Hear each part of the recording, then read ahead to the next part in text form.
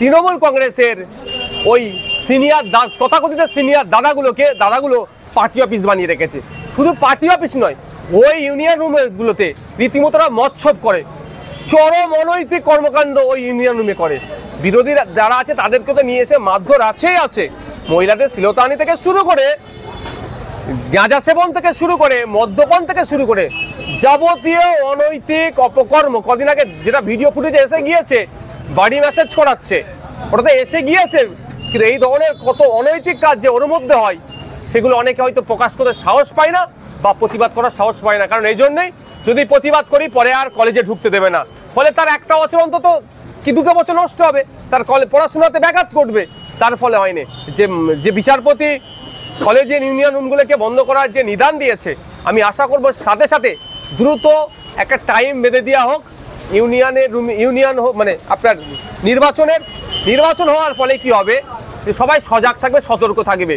Union room দরকার, ছাত্র প্রতিনিধি দরকার, কিন্তু সেটা একচেটিয়া একটা দলের হলে এই অন্যায়গুলো চরম আকার নেবে।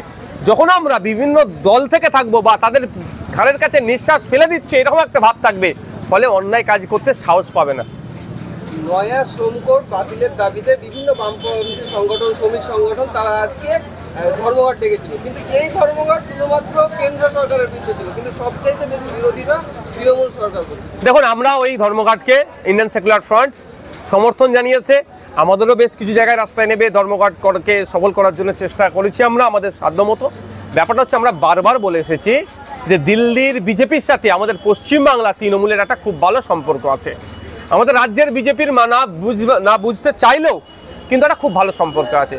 যখন কেন্দ্রের বিজেপির বিরুদ্ধে কোনো আন্দোলনমুখী আমরা হয়, তখনই রাজ্য সরকার সেটাকে আটকে দেয়। ঠিক একইভাবে রাজ্য সরকার যখন ইডি, সিবিআই এই ধরনের চক্রে পড়ে যায়, বা আমরা তার জ্বলন্ত উদাহরণ হচ্ছে আমাদের তিলোত্তমা, তখনই যেন সিবিআই বা ইডি বা কেন্দ্রীয় সংস্থা ধীর গতিতে চলে।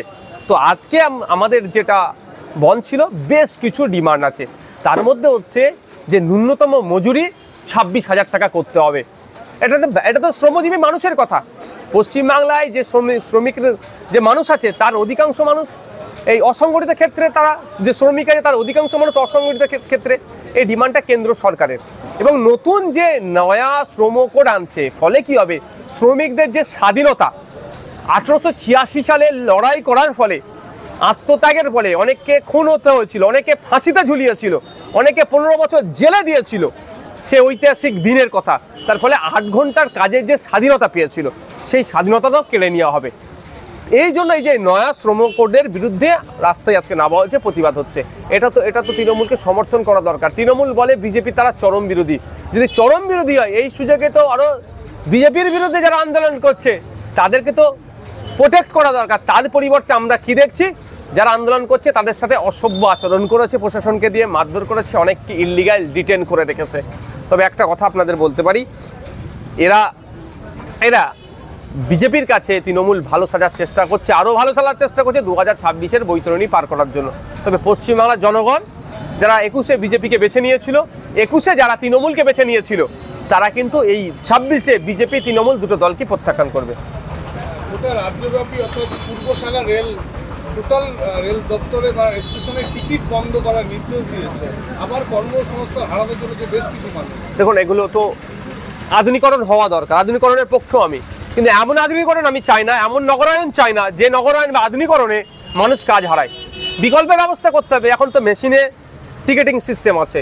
তবে আমার এই মুহূর্তে আমি যদি বলি, 140 কোটি নাগরিকের মধ্যে প্রায় 60 কোটি নাগরিক কিন্তু এখন ইন্টারনেটের সাথে সম্পর্ক তাদের নাই। তাহলে তাদের কি হবে, তারা জানে না। আমি আমার কথা বলছি, আমি ফার্স্ট টাইম আমি আগে ট্রেনে বাসে অনেক যাতায়াত করেছি, তখন ইলেকট্রিক মেশিনই হয়, তখন কারো কাছ থেকে জেনেছি, আমি একটু পড়াশোনা করেছি বলে জেনেছি। কিন্তু আমাদের ভারতবর্ষের শিক্ষা নিরিখে যদি ওয়েস্ট বেঙ্গলকে দেখা যায়, পড়াশোনাতে সবাই তো একদম 100% আমরা শিক্ষিত নই। তাহলে তারা কিভাবে যদি ট্রেনের টিকিটে আসতে যায়, করতে যায়, তাদের অবস্থা কী হবে, এগুলো ভালো ভাবা দরকার। যেভাবে ম্যানুয়ালি চলছে সেগুলোর সাথে সাথে আমাদের এই যে এখন ইলেকট্রনিক্স যে সিস্টেমে আপডেটেড এসছে সেটা আসুক। 26-এর নির্বাচনের আগে কোচবিহারে আবার এনআরসি দাবাই, মুখ খুলে টুইট করলেন মুখ্যমন্ত্রী। বিজেপি তৃণমূল একে অপরের পরিপূরক। 26-এ নির্বাচন আসছে, একটা শ্রেণীর মানুষকে ভয় দেখাতে হবে। ভয়টা কে দেখাবে? বিজেপি। আর মলমটা কে লাগাবে? তৃণমূল। মমতা ব্যানার্জি দরকার ছিল অসম সরকারকে ওই চিঠির বিরুদ্ধে প্রতি উত্তর বলিষ্ঠ কণ্ঠে দেওয়া, ওনাকে টুইট না করে। ও টুইট খেলা তো বাচ্চারাও এখন বাথরুম থেকে বসে করে দিতে পারবে। 18 বছরের ঊর্ধ্বে ওইগুলো ব্যবহার করতে বলা আছে, বাথরুমে গিয়েও টুইট করা যায়।